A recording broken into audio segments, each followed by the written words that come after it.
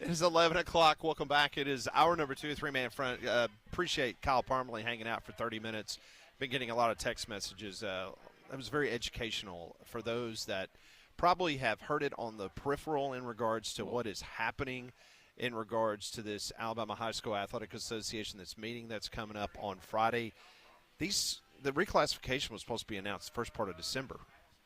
Coaches were supposed to be out, getting their schedules done by mid-December before Christmas. But you think about this, not just for high school football, but all of high school sports. How many of our listeners that affects and their kids and their involvements in all of these programs? Hopefully they can get it resolved, but looks to be a little murky, a little murky right now. Yeah, a little murky, a little messy. So we'll see what happens on Friday. Indiana wins the national championship last night, 26-21. So they claim their first ever national champion. Reminder, next year the national championship game will be in Las Vegas, Nevada on January the 25th.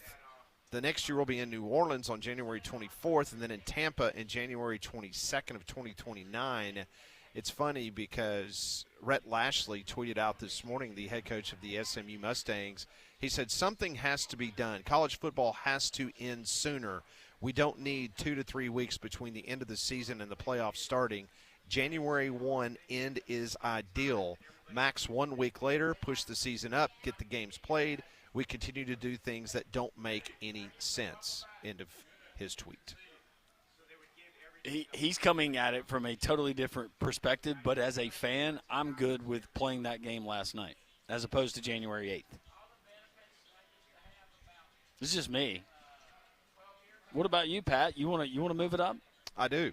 I think the season should start earlier, maybe a week or two early, and then you get into the playoffs quicker, and then have it all done by around the first of the year. Okay. I don't know. I think that we start enough. We've already kind of moved it back with the week 0 games. I would get used to it, just like everybody else who loves college football. You're going to watch when it's on, but I don't have a big problem with it. I can see it, though, from the perspective of a Rhett Lashley and those coaches. And we continue to hear about the time crunch with the transfer portal and roster management and all that good stuff. Yep. So it will continue to be a debate as Friday is the deadline. We were just talking about Friday, the Alabama High School Athletic Association having their big meeting. Well, the college football playoff, they got until Friday to decide whether they want to expand it or they want to keep it at 12. If they keep it at 12, there's a couple of tweaks, including if Notre Dame is a top 10 team, they will be in the college football playoff regardless. They will not be shut out like they were this year. So that's one little, tweak that would happen next year if it stays at 12. Big Ten, they want it to go to 24. The Big Ten, listen, they're going to kind of stretch their muscles right now. I mean, they have now won 3 national championships in a row when it comes to college football. They feel like they are commanding the game right now, and if the commissioner of that league feels like they need to be at 24, they feel like they should get what they want. Forget about what the SEC did for about 8 years in a row in college football.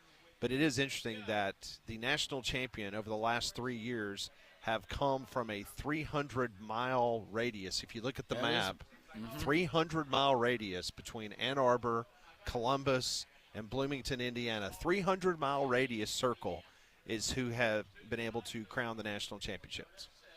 I would love to go back and look and research how many of those players started on SEC rosters or originated from the SEC footprint.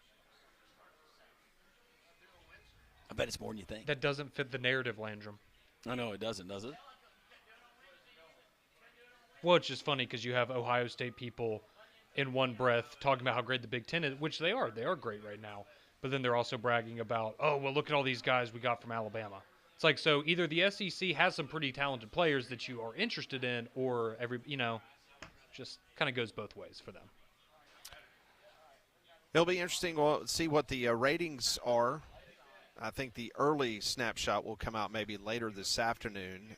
The point spread went off at 7.5 points, which was the 8th largest point spread in the history of national championship games. As I mentioned before, transfer portal continues to be open for 5 days for the likes of Indiana and Miami. I heard the name Kobe Martin, back for Indiana. I heard that Alabama's got their eyes on him. Not saying that he's going to end up